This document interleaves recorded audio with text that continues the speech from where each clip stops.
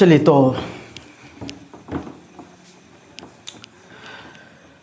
तो good morning आप सभी को। कैसे हैं आप लोग। मैं प्रवीण कुमार आप सभी का इस चैनल पे स्वागत करता हूं। तो जल्दी से आप सब जो भी जुड़ गए हैं इस लिंक को अपने दोस्तों के साथ शेयर कर दीजिए ताकि वो भी सुबह सुबह उठकर आ जाए। उनका नींद सुबह नहीं टूटता है तो आ सकते हैं, ठीक है। तो आज हम लोग का बहुत ही खास टॉपिक है और आज हम लोग का एक छोटा सा ही क्लास होगा। छोटा सा कहने का मतलब एकदम छोटा नहीं, लेकिन जितना होना चाहिए उतना आज नहीं हो पाएगा। लेकिन हम लोग का क्लास जिस तरह से आपका टाइम टेबल दिया गया है, रूटीन दिया गया है, उस तरह से चलेगा। तो आज की क्लास में हम लोग फिजिकल देखेंगे। आपको बताया गया है कि किस तरह से हम लोग का क्लास चलेगा। MWF में हम लोग का क्या चलेगा, ऑर्गेनिक चलेगा, और TTS में हम लोग का फिजिकल चलेगा, ठीक है। इसमें आपको टाइमिंग बताया गया है। टाइमिंग क्या है, 8:30 बजे पक्का सुबह में शुरू हो जाएगा। पक्का कहने का मतलब पक्का। कभी कभी क्लास नहीं हो किसी दिन तो उसके लिए आपको इन्फॉर्म कर दिया जाएगा, लेकिन 8:30 बजे सुबह में क्लास शुरू हो जाएगा। इस समय आप सभी का दिमाग भी ठीक रहता है, नेट भी फास्ट रहता है। लेकिन हम देख रहे हैं कि बहुत कम स्टूडेंट सुबह में जुड़ रहे हैं, बहुत कम भाई बहन जुड़ रहे हैं। क्यों भैया, कैसा है? ऐसा हाल रहेगा तो कैसे काम चलेगा। आप लोग को जुड़ना है क्योंकि आप लोग के चलते ही हम लोग मेहनत कर रहे हैं। तो आप नहीं रहिएगा तो फिर हम किसको पढ़ाएंगे। तो आपको तो आना ही होगा। अगर नहीं आना चाहते हैं तो बता दीजिए, हम भी रुक जाएंगे। तो इस समय आपका है, अगर आपको समय चेंज करवाने का मन है तो उसके लिए आप बताइए। जिसका ज़्यादा वोटिंग होगा उस समय के अनुसार हम लोग देखेंगे कि हाँ इस समय ज़्यादा लड़का जुड़ने के लिए तैयार है, इस समय ज़्यादा लड़का को छूट मिल रहा है, ज़्यादा टाइम है। वो सब एकदम डिपेंड है टाइम के ऊपर, अपने ऊपर, पढ़ाई के ऊपर। तो हम सोचेंगे, उसके ऊपर काम करेंगे या उसके ऊपर बनाने का कोशिश करेंगे या उसके ऊपर आपको पढ़ाने का कोशिश करेंगे। तो ये सारा बात आप जब तक नहीं बताइएगा हमको पता नहीं चलेगा। तो सबसे पहले आपको एक बात बताना है कि आपका कौन सा समय सही है। ये समय सही है ना? मेरे ख्याल से ये समय आप सब के लिए सही है, क्योंकि सुबह में आप सभी का एक तरह से नेट जो होता है बहुत ही अच्छा होता है, जिसके कारण आप अच्छे से अच्छे क्वालिटी में वीडियो को देख सकते हैं। एक और बात कहते हैं, अगर आपके पास ज़्यादा नेट खाता है तो आप थोड़ा सा वीडियो का क्वालिटी कम कर लें, आपको दिखाई देगा। और वीडियो को फुल स्क्रीन में करके देखिए, हाफ स्क्रीन में नहीं, फुल स्क्रीन में कर लें तो ज़्यादा बेटर रहेगा और आपको मज़ा आएगा। अगर आपको कुछ बात लिखना है तो आप यहाँ पे चैट बॉक्स आपको दिख रहा होगा, वो ओपन कर दिए, उसमें आप बात कर सकते हैं, उसमें आप लिख सकते हैं। जब हम उसमें देखेंगे, अभी तो हम आपको नहीं देख सकते हैं, लेकिन जब हम देखेंगे तो उस समय आपको हम ज़रूर रिप्लाई करेंगे जो भी आपके लायक होगा बात। अगर विशेष बात करना हो या किसी चीज़ के बारे में पूछना हो तो आपको नीचे एक व्हाट्सअप नंबर दिखेगा, उस पर आप व्हाट्सअप करके पूछ सकते हैं। तो आज का क्लास बहुत ही इंपॉर्टेंट है बाबू। आज हम लोग पिछले क्लास में हम लोग क्या देखे थे? पिछले क्लास में हम लोग देख रहे थे कि किस तरह से हम लोग किसी भी यूनिट के बारे में पता कर सकते हैं। यूनिट में उपस्थित एटम की संख्या यानी परमाणुओं की संख्या को निकाल सकते हैं, रैंक ऑफ यूनिट निकाल सकते हैं। तो ये सारा बात पिछले क्लास में देखे हैं। अगर आप पीछे का क्लास नहीं किए हैं तो प्लीज़ इसके पहले वाला वीडियो या आप डिस्क्रिप्शन में जाकर, या डिस्क्रिप्शन छोड़िए, आप डायरेक्ट मेरे प्ले लिस्ट में जाइए। प्ले लिस्ट में देखिए कि फिजिकल 12th हिंदी मीडियम से आपका एक उसमें प्ले लिस्ट में बनाया होगा, उसमें आप देखिएगा तो आपको लगातार क्लास अभी तक के मिल जाएगा। तो जो भी आप क्लास नहीं किए हैं तो वहाँ से ज़रूर कर लीजिएगा। और इतना भी नहीं बुझाता है कि वो कैसे मिलेगा तो नीचे डिस्क्रिप्शन, अगर डिस्क्रिप्शन भी नहीं बुझाता है तो मेरा जो नीचे आपको लिखा हुआ दिखाई दे रहा है ना, जो टाइटल लिखा हुआ है उस पर आप क्लिक कीजिए तो नीचे एक लंबा सा लिफाफा खुल जाएगा। उसमें आप देखिएगा कि सबसे नीचे आपको फिजिकल और ऑर्गेनिक लिखा हुआ दिखाई देगा।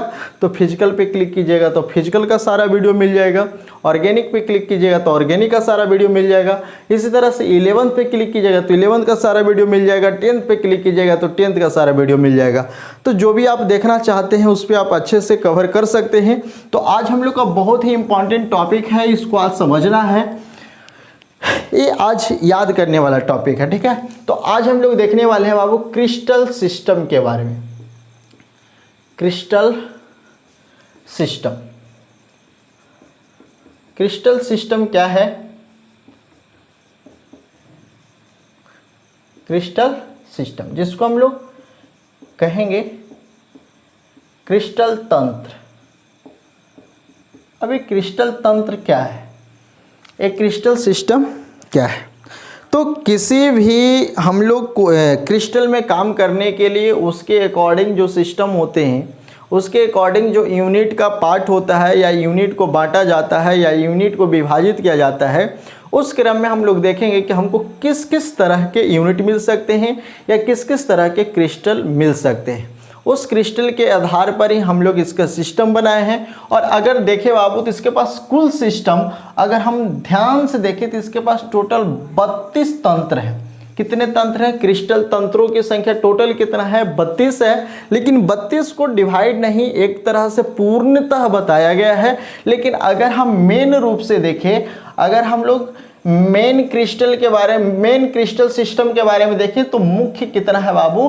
7 है। अब यहाँ पर एक और बात आपको दिखाना है कि जब 7 है तो आपको पता है कि एक में कितने होते हैं? 4। कौन कौन सिंपल होते हैं, कौन होते हैं? तो आपको पढ़ाया है ना, SUC जो है, हम इसको सिंपल क्यूबिक क्यूबिक इसको क्या कह सकते हैं? इसको हम लोग क्या कहते हैं जी? SUC simple unit cell. तो इसी तरह से हम लोग बताए थे ना कि यूनिट की जगह पर हम लोग क्यूबिक का भी इस्तेमाल कर सकते हैं, तो सिंपल क्यूबिक सेल भी कर सकते हैं। इसी तरह से अगर हम लोग देखें तो BCC यानी बॉडी क्यूबिक सेल, या हम इसको बॉडी सेंटर्ड सेल भी कहेंगे। फिर हमारा FCC, फिर इसी तरह से हमारा ECC। तो ये आपको 4 तरह के दिखाई दे रहे हैं। ये चारों यूनिट एक तरह से काम करते हैं, चारों क्रिस्टल हैं। टोटल 7 तंत्र होते हैं। क्रिस्टल सिस्टम कितने हैं? 4 7। अगर हम एक में देखें तो 7 एक में कितना है? 4। तो टोटल 7 में देखें तो 7 गुना 4 यानी टोटल हमारा कितना होना चाहिए? 28 होना चाहिए। लेकिन इससे रिलेटेड कुछ और हमको मिलते हैं तो टोटल कितने हैं? 32। लेकिन अगर हम इसको अलग अलग करके देखें, यानी हम एक ब्रेवस जालक के बारे में पढ़ेंगे। अगर ब्रेवस जालक की संख्या देखें तो ये इतना नहीं है, वो कितना है उसको हम दिखाएंगे। ये बस आपको दिखाया गया है, जबकि इतना सभी में नहीं होता। यानी सातों आपको जो क्रिस्टल सिस्टम दिख रहा है, सातों में 4-4 नहीं होते हैं। किसमें कितने होते हैं उसके आधार पर ही हम लोग ब्रेवस जालक दिखाते हैं कि ब्रेवस जालक की टोटल संख्या कितना है। तो आप सभी जानते हैं कि ब्रेवस जालक की संख्या टोटल कितना है? 14 है। तो जो यही क्रिस्टल सिस्टम है इसी के अकॉर्डिंग इसमें दिखाया जाता है या डिनोट किया जाता है। तो हम बताएंगे कि 14 है तो किस सिस्टम में कितने कितने ब्रेवस जालक दिखते हैं और कौन कौन क्रिस्टल के रूप में मिलते हैं। तो चलो बाबू आज का क्लास शुरू करते हैं। तो सबसे पहले आज है क्रिस्टल सिस्टम। तो क्रिस्टल सिस्टम में मुख्य कितने क्रिस्टल सिस्टम हैं? तो मुख्य है बाबू 7। मेन क्रिस्टल है 7। ठीक है, मेन क्रिस्टल सिस्टम कितना है? 7। तो बाबू इसके लिए हमको कुछ यहाँ पर बनाकर दिखाना होगा जिसमें आपको सही सही हम समझा पाएँ और दिखा पाएँ। तो सबसे पहले आप अपने कॉपी में इस तरह से डायग्राम बना लीजिए। 1 2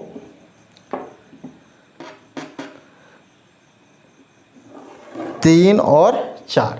चलो ऊपर से नाम लिखने के लिए बना लेते हैं। इसमें हम लोग नाम लिख देंगे। बहुत ही इंपॉर्टेंट है, इसको याद करके रखना है ताकि कभी भी जब ज़रूरत पड़े तो आप आसानी से इसको दिखा सकते हैं और बना सकते हैं, किसी को भी समझा सकते हैं। और ये अगर कुछ समझ में नहीं आता है तो आप इसे याद ज़रूर कर ले। ठीक है, तो ये हमारे पास बन गया 4 बॉक्स 5 बॉक्स जो भी है, 1 2 3 4। अब इसमें हम सबसे पहले देख लेंगे, क्या देख लेंगे? तो हम लोग देख लेंगे क्रिस्टल सिस्टम, यानी कौन कौन से क्रिस्टल सिस्टम में कौन कौन से क्रिस्टल तंत्र हैं। क्रिस्टल सिस्टम, इसमें हम लोग देख लेंगे बाबू एक्सियल लेंथ देख लेंगे, एक्सियल लेंथ देख लेंगे जिसको हम लोग कहेंगे अक्षीय लंबाई। इसमें बाबू हम लोग देख लेंगे एक्सियल एंगल, एक्सियल एंगल। और इसमें हम लोग देख लेंगे बाबू ब्रेवस जालक, ब्रेवस जालक जिसको हम लोग कहते हैं लैटिस, ब्रेवस लैटिस। अब यहाँ पर हमको क्या काम करना है? यहाँ पर हमको काम करना है कि क्रिस्टल सिस्टम कितने हैं, उसके एक्सियल लेंथ कितने हैं, उसके एक्सियल एंगल क्या होते हैं, उसके ब्रेवस जालक, इसको हम लोग हिंदी में कहते हैं ब्रेवस जालक। क्या कहते हैं? ब्रेवस जालक। यहाँ पर VIES चलिए, तो अब यहाँ पर सबसे पहला है हमारे पास बाबू क्यूबिक, जिसको हम लोग घनीय कहते हैं। यहाँ पर आप लोग को दिख रहा है। चलिए, तो सबसे पहले हम सभी क्रिस्टल सिस्टम को डिनोट कर लेते हैं क्यूबिक। सेकेंड है बाबू हमारा टेट्रागोनल, टेट्रागोनल। सेकेंड है हमारा ऑर्थोरोम्बिक, ऑर्थोरोम्बिक। नेक्स्ट है हमारा मोनोक्लिनिक, मोनोक्लिनिक। नेक्स्ट है बाबू ट्राइक्लिनिक, ट्राइक्लिनिक।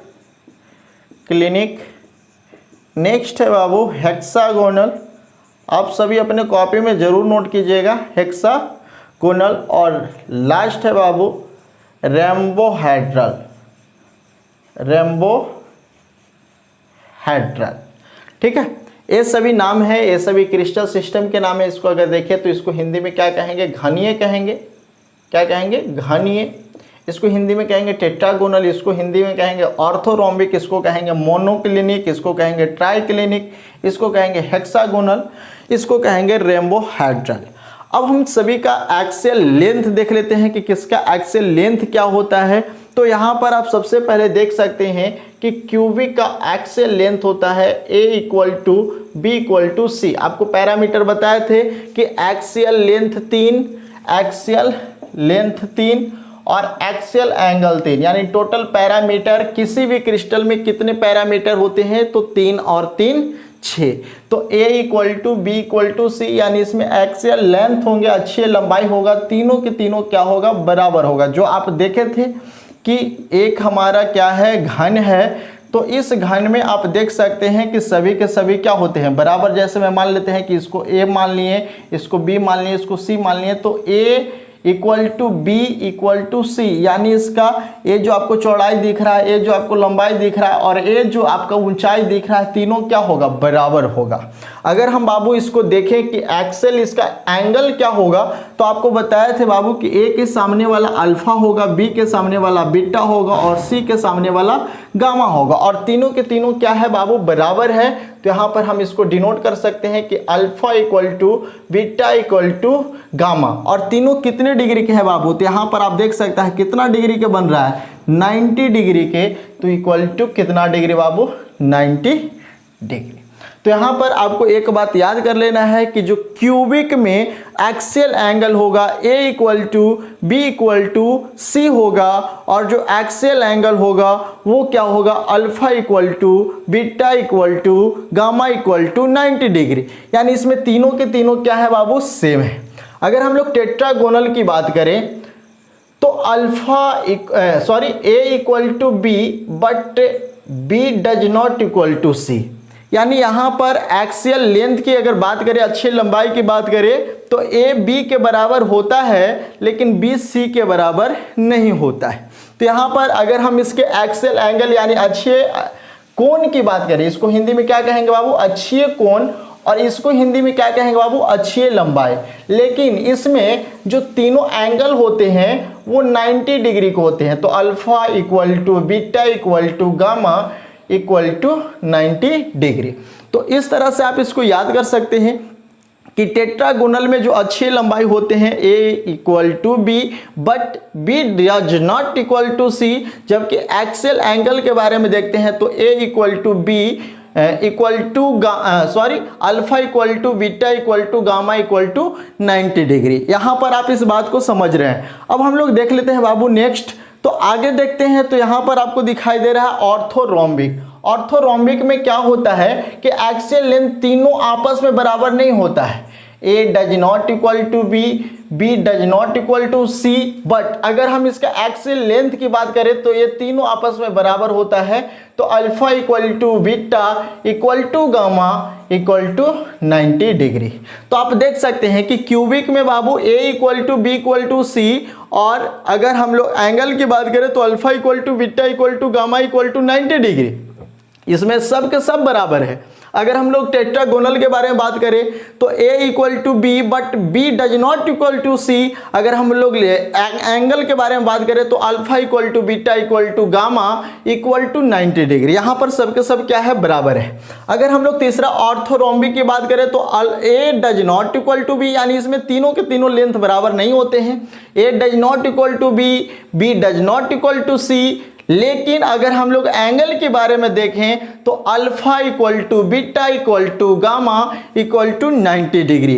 अगला है हमारा बाबू मोनोक्लिनिक। मोनोक्लिनिक में हम लोग क्या देखेंगे कि हमारा जो मोनोक्लिनिक है इसमें A does not equal to B, इसमें आप देख सकते हैं कि A does not equal to B, B does not equal to C। अगर हम लोग एंगल के बारे में बात करें, यानी इसमें भी तीनों के तीनों बराबर नहीं होगा। अगर हम लोग एंगल के बारे में बात करें तो alpha equal to gamma equal to 90 degree.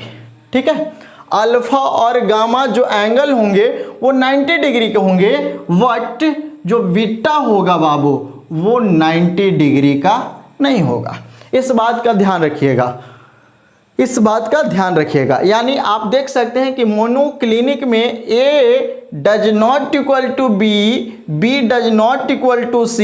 लेकिन अगर हम लोग एंगल की बात करें तो अल्फा और गामा 90 डिग्री का होता है, लेकिन बीटा 90 डिग्री का नहीं होता है। तो इस बात पे आपको ध्यान देना है, फोकस करना है। यहाँ पर आपको हर एक बात समझ में आ गया होगा, यहाँ पर सब बात समझ में आ गया है ना, कोई बात यहाँ पर दिक्कत नहीं होना चाहिए। अब हम लोग देख लेते हैं, अगला है हमारा ट्राइक्लिनिक। तो ट्राइक्लिनिक में आप लोग देख सकते हैं कि यहाँ पर आपको दिखाई दे रहा है ट्राइक्लिनिक। तो इसमें आप देख सकते हैं कि इसका एक्सेल लेंथ जो है A does not equal to B, B does not equal to C। लेकिन अगर हम लोग इधर देखें तो इसमें भी कोई बराबर नहीं है, यानी alpha does not equal to beta, does not equal to gamma और does not equal to 90 degree, यानी यहाँ पर कोई भी बराबर नहीं है। अगर हम लोग आगे देखें बाबू तो A, यहाँ पर आप देख सकते हैं कि हेक्सागोनल है, यहाँ पर A और B बराबर होता है, A equal to B but does not equal to C। यानी इसका जो लेंथ है A B के बराबर है, लेकिन B C के बराबर नहीं है। अगर हम इसमें एंगल की बात करें बाबू तो alpha equal to beta equal to 90 degree, यानी अल्फा और जो बीटा है वो 90 डिग्री के बराबर होता है, बट जो गामा होता है यानी जो लंबाई होता है वो उसका जो गामा है उसका जो एंगल होगा वो 90 डिग्री नहीं, वो होगा 120 डिग्री, 120 डिग्री। समझ में आ रहा है, याद है सब? नहीं है तो आज के बाद याद हो जाना चाहिए। अब हम लोग देख लेते हैं बाबू, नेक्स्ट है लास्ट हमारा रेम्बोहेड्रन। इसमें आप देख सकते हैं कि A equal to B, B equal to C, यानी इसमें तीनों के तीनों बराबर होते हैं। लेकिन अगर हम लोग एंगल की बात करें तो A equal to B, alpha equal to beta equal to gamma does not equal to 90 degree, यानी इसमें तीनों एंगल बराबर तो होते हैं लेकिन 90 डिग्री नहीं होते। तो ये था बाबू हमारा क्रिस्टल सिस्टम जो 7 है। 7 का हमने लेंथ बताया, हमने एंगल बताया कि किस एंगल पे किस लेंथ पे काम करता है, किस सिस्टम पे काम करता है। तो यहाँ पर एक बार फिर से देख लीजिए, क्यूबिक जिसको हम लोग घनीय कहते हैं, इसमें axial length A equal to B equal to C, यानी इसमें तीनों के तीनों लेंथ बराबर होते हैं। और इसका जो एंगल होता है बाबू alpha equal to beta equal to gamma, ये तीनों के तीनों कितने होते हैं, 90 डिग्री के होते हैं। अगर हम लोग नेक्स्ट देखें बाबू तो टेट्रागोनल है, इसमें हम लोग देखें इसका लेंथ देखें तो A इक्वल टू बी होता है, लेकिन B does not equal to C, यानी B के बराबर जो C होता है। यानी मान लेते हैं कि यहाँ पर आपको मिल रहा है क्या, ये हमारा मान लेते हैं कि ये है हमारा लंबाई, मान लेते हैं कि ये है हमारा चौड़ाई, ठीक है, A इक्वल टू B, ये है C, ठीक है, ये है हमारा चौड़ाई, ये है हमारा लंबाई, ये है हमारा ऊंचाई। तो आप यहाँ पर देख सकते हैं कि यहाँ पर जो इसका चौड़ाई है और इसका जो लंबाई है ये दोनों आपस में बराबर है, लेकिन इसका ऊंचाई आपस में बराबर नहीं है। तो भाई कहता है कि A equal to B but B does not equal to C। लेकिन अगर एंगल की बात करें तो इसमें तीनों के तीनों एंगल कितने डिग्री के, 90 डिग्री के। इस तरह से हम लोग देख सकते हैं ऑर्थोरोम्बिक में तीनों एक दूसरे से बराबर नहीं है, लेकिन तीनों का एंगल कितना है बाबू, 90 डिग्री। अगर हम लोग मोनोक्लिनिक की बात करें, तीनों आपस में बराबर नहीं है, इसमें अल्फा और जो गामा है वो 90 डिग्री का है, लेकिन बीटा 90 डिग्री का नहीं है। अब ट्राइक्लिनिक है, इसमें तीनों आपस में बराबर नहीं है, ना A बराबर है, ना B बराबर, ना C बराबर है, और इसमें कोई भी एंगल भी 90 डिग्री का नहीं है और कोई भी एंगल एक दूसरे के बराबर भी नहीं है। एक है हमारा हेक्सागोनल, इसमें बाबू A और B बराबर हो सकता है, लेकिन इसका जो C है यानी जो ऊंचाई है वो बराबर नहीं होता है। इसमें अगर बात करें बाबू तो अल्फा और बीटा यानी जो आपको एंगल दिखेगा अल्फा और बीटा वो 90 डिग्री के होंगे, लेकिन जो इसका गामा एंगल होगा वो 90 डिग्री का नहीं होकर कितना होगा, 120 डिग्री। या यहाँ पे आप ये भी लिख सकते हैं कि gamma does not equal to 90 degree, ये बात को भी आप डिनोट कर सकते हैं। लास्ट है बाबू रेम्बोहेड्रल, जिसमें तीनों बराबर होते हैं, लेकिन ये तीनों बराबर होता है लेकिन 90 डिग्री का नहीं होता। अब हम लोग देख लेते हैं इस ब्रेवस जालक के बारे में कि किस क्रिस्टल सिस्टम में कितने ब्रेवस जालक दिखते हैं और पाए जाते हैं। तो सबसे पहले हम लोग बात करते हैं बाबू क्यूबिक में। तो क्यूबिक में ब्रेवस जालकों की संख्या कितना है, 3 है। देखिए यही सातों से मिलाकर हम लोग देखेंगे टोटल ब्रेवस जालक की संख्या, और परीक्षा में हमें बहुत बार पूछा जाता है कि ब्रेवस जालकों की संख्या कितना है और किसमें कितना है। तो बाबू सबसे पहले देखेंगे क्यूबिक क्रिस्टल सिस्टम में ब्रेवस जालक यानी ब्रेवस लैटिस की संख्या कितना है, 3 है। अगर हम लोग आगे देखें बाबू टेट्रागोनल, तो टेट्रागोनल में कितना है, टेट्रागोनल में 2 है। अगर हम लोग नेक्स्ट देखें ऑर्थोरोम्बिक, तो ऑर्थोरोम्बिक में ब्रेवस जालकों की संख्या कितना है, 4 है। अगर हम लोग नेक्स्ट देखें मोनोक्लिनिक, तो मोनोक्लिनिक में ब्रेवस जालकों की संख्या कितना है बाबू, 2 है। नेक्स्ट देखें ट्राइक्लिनिक, तो इसमें भी ब्रेवस जालकों की संख्या कितना है, इसमें ब्रेवस जालकों की संख्या 1 है। और इसके बाद है हेक्सागोनल, तो इसमें भी ब्रेवस जालकों की संख्या 1 है। और रेम्बोहेड्रल में देखें तो इसमें भी ब्रेवस जालकों की संख्या कितना है, 1 है। अगर हम सबको जोड़े बाबू तो 3 और 2 5, 5 और 4 9, 9 और 2 11, 11 12 13 14, यानी टोटल अगर ब्रेवस जालकों की संख्या हम लोग यहाँ पर कैलकुलेट करें तो हमको कितना मिलेगा बाबू, 14 मिलेगा। अब यहाँ पर हमको एक बात ध्यान देना है कि यहाँ पर तो हमको 4 सेल मिलते हैं। अब 4 सेल मिलते हैं तो इसमें इतने ब्रेवस जालक मिल रहे हैं, तो कौन कौन से सेल के, कौन कौन से क्रिस्टल के कितने कितने सेल यहाँ पर उपस्थित होंगे। तो यहाँ पर 3 है, तो 3 में से कौन कौन सेल यहाँ पर होंगे। तो बाबू यहाँ पर हम आपको दिखा देना चाहते हैं कि क्यूबिक में कौन कौन होगा। तो क्यूबिक में होगा सिंपल यानी सिंपल यूनिट सेल, साथ में होगा बॉडी सेंटर्ड यूनिट सेल, और साथ में होगा बाबू फेस सेंटर्ड यूनिट सेल। यानी क्यूबिक में ये तीनों ब्रेवस जालक ये तीनों में पाए जाते हैं, ये तीनों के अकॉर्डिंग पाए जाते हैं। सिंपल बॉडी फेस याद होगा, सिंपल बॉडी फेस याद हो जाएगा ना, सिंपल बॉडी फेस। अगर हम लोग सेकंड देखें बाबू, तो सेकंड में हमको क्या मिल रहा है, टेट्रागोनल, और इसमें कितना है बाबू, 2 है। तो इसमें 2 कौन कौन है, तो इसमें 2 है बाबू सिंपल यूनिट सेल या सिंपल क्यूबिक सेल, और साथ में बॉडी सेंटर्ड यूनिट सेल या बॉडी सेंटर्ड क्यूबिक सेल। अगला है नेक्स्ट है ऑर्थोरोम्बिक। तो ऑर्थोरोम्बिक में 4 है, तो 4 में कौन है, तो चारों है। कौन कौन बाबू, तो सिंपल, इसके बाद बॉडी, इसके बाद फेस, और इसके बाद इंड। तो ये चारों इसमें क्यूबिक सेल पाए जाते हैं। अगर हम लोग नेक्स्ट देखें तो इसमें कितना है बाबू, 2। तो इसमें 2 कौन कौन है, इसमें 2 है बाबू सिंपल और इंड। तो आपको इसको याद करके रखना होगा, इसमें कौन है, सिंपल और इंड। इसमें फेस और बॉडी नहीं है, इसमें सिंपल और इंड है। अगर हम लोग आगे देखें बाबू, तो आगे कौन है, ट्राइक्लिनिक, इसमें भी सिर्फ सिंपल होते हैं। और ये जो हेक्सागोनल है, पिछले क्लास में ही हम आपको बताए थे कि हेक्सागोनल कोई जरूरी नहीं है कि किस रूप में रहेगा, इसमें मिक्स होते हैं। आपको बताए थे कि ये जो हमारा है हेक्सागोनल एक तरह से स्पेशल है, इसमें सब मिक्स होता है, इसमें कोई खास नहीं होता है, इसलिए हम इसको यहाँ पर डिनोट कर रहे हैं मिक्स से। अगला है बाबू रेम्बोहेड्रल, इसमें कितने के हैं ब्रेवस जालक हैं? एक। और इसमें कौन रहेगा? तो इसमें भी रहेगा सिंपल। तो आप यहाँ पर आप पता कर सकते हैं कि कौन से ब्रेवस जालक यानी कौन से क्रिस्टल में कौन कौन से ब्रेवस के रूप में कौन कौन से यूनिट काम कर रहे होंगे, कौन कौन से सेल काम कर रहे होंगे। तो एक बार फिर से आपको याद कर लेना है।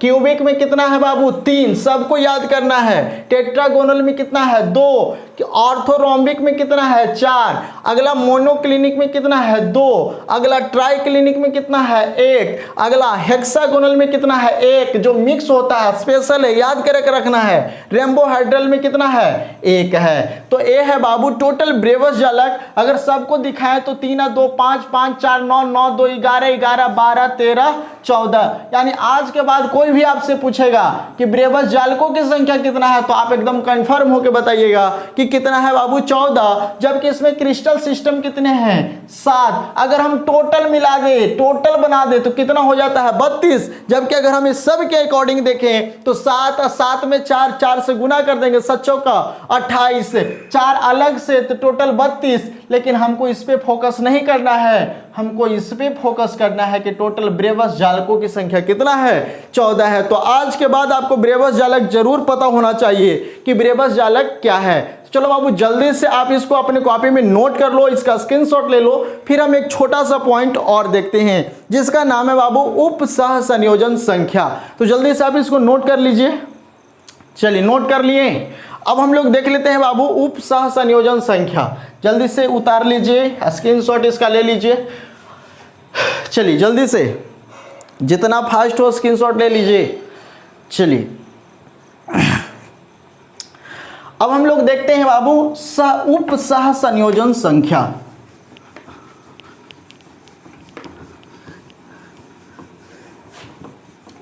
उप सह संयोजन संख्या किसे कहते हैं?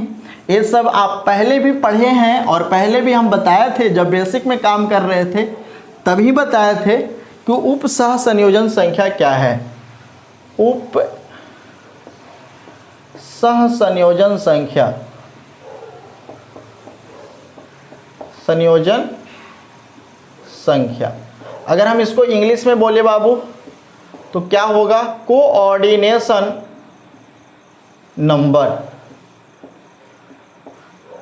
Coordination number. अब हम कहते किसको हैं? कोऑर्डिनेशन नंबर कहते किसको हैं? तो हम अगर बात कर लें कि अगर हम किसी भी क्रिस्टल में, यदि हम किसी भी क्रिस्टल में अगर हम किसी भी परमाणु को, अगर हम किसी भी परमाणु को अगर हम गोला से डिनोट कर रहे हैं, यानी आपको पहले ही बताया था कि गोल होता है परमाणु और उसको हम गोला गोला करके देखते हैं, तो वही कहता है, वही समझा रहे हैं आपको कि अगर किसी भी क्रिस्टल में कोई एटम को अगर हम गोला से डिनोट करते हैं या गोला से प्रदर्शित करते हैं, तो जिस गोला को हम देखते हैं उस गोला के सन्निकट यानी उस गोला के सटे चारों तरफ अधिकतम जितने भी गोला होंगे वो सभी गोला के संख्या ही उसका कोऑर्डिनेशन नंबर कहलाएगा। तो आप देख सकते हैं कि यहां पर एक गोला है, इस गोला के चारों तरफ कितने गोला है? 1 2 3 4। तो इसमें कोऑर्डिनेशन नंबर कितना हो जाएगा? 4 हो जाएगा। यानी फिर से एक बार समझ लीजिए, यदि हम किसी भी क्रिस्टल में अगर हम उसके एटम को या उसके हम पार्टिकल को अगर हम गोला से डिनोट करते हैं, गोला समझ रहे हैं ना, गोल, अगर गोला से डिनोट कर रहे हैं तो किसी भी गोला के चारों तरफ जितना भी गोला होगा वो सभी के सभी, वो सभी गोलों की संख्या उसका कोऑर्डिनेशन नंबर कहलाएगा। तो ये तो समझाने वाली बात हो गया। अब यहां पर बात करते हैं कि कैसे हम समझेंगे। तो बाबू यहां पर सिंपल से वे में समझ सकता है, किसी भी क्रिस्टल में या किसी भी आयनिक यौगिक में किसी भी धनायन के चारों तरफ, किसी भी धनायन के चारों तरफ जो ऋणायन परमाणु होगा या जो ऋणायन होगा वो ऋणायन के अधिकतम संख्या उस धनायन का क्या होगा? कोऑर्डिनेशन नंबर होगा। फिर से समझ लीजिए, किसी भी आयनिक यौगिक में या किसी भी आयनिक क्रिस्टल में कोई धनायन के चारों तरफ अधिकतम ऋणायन की संख्या उसका क्या होगा? कोऑर्डिनेशन नंबर होगा। अब हम इसको और अच्छे से समझ सकते हैं, किसी भी आयनिक यौगिक में, किसी भी आयनिक यौगिक में किसी भी आयनिक यौगिक में किसी आयन के विपरीत, यानी किसी आयन के चारों तरफ विपरीत आयनों की अधिकतम संख्या या कुल संख्या उस आयन का क्या होगा बाबू, कोऑर्डिनेशन नंबर होगा। यानी आपको एक बात समझ में आ रहा होगा कि अगर कोई हमारा यहाँ पर प्लस है, पॉजिटिव चार्ज है, और मान लेते हैं कि इसके चारों तरफ निगेटिव है, तो कहता है ना कि किसी भी आयन के चारों तरफ विपरीत जितना भी आपको आयन मिले वो सभी के सभी इसका क्या हो जाएगा, कोऑर्डिनेशन नंबर हो जाएगा। इसी को हम समझाएं कि किसी भी आयनिक यौगिक में कोई धनायन परमाणु के चारों तरफ अधिकतम ऋणायन परमाणुओं की संख्या या अधिकतम ऋणायनों की संख्या उस धनायन का क्या होगा, कोऑर्डिनेशन नंबर होगा। तो बताओ बाबू कि इसमें इस धनायन का कोऑर्डिनेशन नंबर कितना होगा। तो इसमें आप देख सकते हैं 1 2 3 4, तो इसका कोऑर्डिनेशन नंबर कितना हो जाएगा, 4 हो जाएगा। तो इस बात को आप समझ सकते हैं। तो चलो बाबू जल्दी से अगर आप इसको लिखना चाहें तो लिख लीजिए। उपसहसंयोजन संख्या लिखकर डैश दीजिए। लिखिएगा किसी आयनिक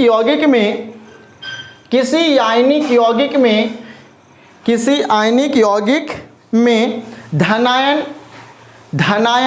के चारों तरफ